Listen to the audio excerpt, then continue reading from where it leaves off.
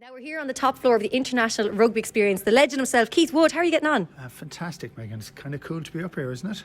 I have to say, the views from here, the 360 of Limerick City, it's incredible. Well, look, we were up here before at different stages in it, and we were wearing masks and we were dealing with scaffolding and safety issues, and then you come up today, and I've deliberately stayed away from here for the last few weeks because I want to kind of get the wow every time you come in, and it is wow every time you come in, and suddenly you can see here the sun is beginning to burn off the mist. You can see the hills around the outside, you can see the whole of Limerick. You're looking at spires everywhere you look you see the spire of a church or cathedral. I mean, the place looks amazing. I mean, it's amazing in here, but it's also amazing when you're in here and you're able to look out on the city.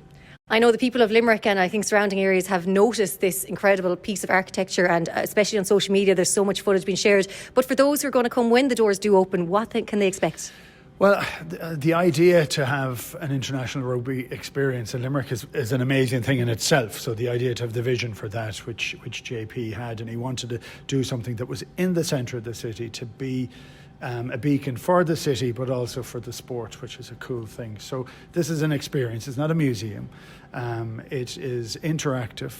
I won't go into too much detail because we want people to be able to come in and see it and experience it in its full element, but it's fully immersive. So we've an extraordinary events company and who have done this before. They have a history of doing this. They know exactly what they're doing. So we feed information to them. You know, we'd like to see this, we'd like to see that.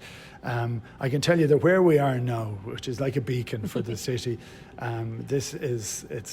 it's where legends, this is where all the greats of the game, where every bit of information for it. I did a little piece on Off the Ball the other day, and we were talking about best ever 15 players I played against. Everybody will have an opportunity to be able to build their own team from over 270 players in the last part of history to pick who would be their best team. So you'll see all the different components of the game. You'll be shown how to do different elements of the game. It has to be seen to be believed. So I guess then being VR and, you know, they'll be able to change things around. So every time you come here, you could have a completely different experience.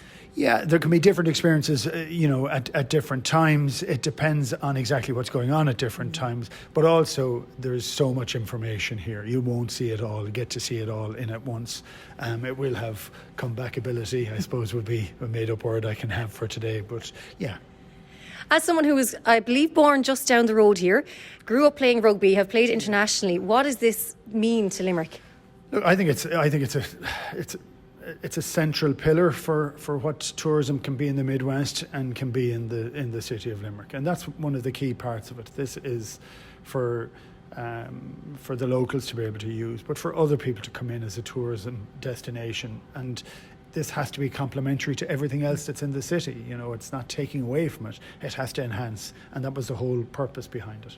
And as well, of course, we have to mention JP and Noreen Meghann, this incredible family, for all they do for Limerick and leaving something like this here that's going to be here for years and years to come. Yeah, I mean, look, you can have vision, but then you have to have the power and the money to make things like this happen. And you know, the levels of support that they've put into it, but also the drive that they've had behind it. And it's the whole family. The drive that they're putting into this is pretty extraordinary. And look, we know Limerick has had good times and bad times. We always want better times ahead. I think this is a chance for the city to see something absolutely novel. As always, Keith Wood, pleasure to chat to you, and we look forward to welcoming everyone, of course, here into the International Rugby Experience when it opens. Thank you, Meghann.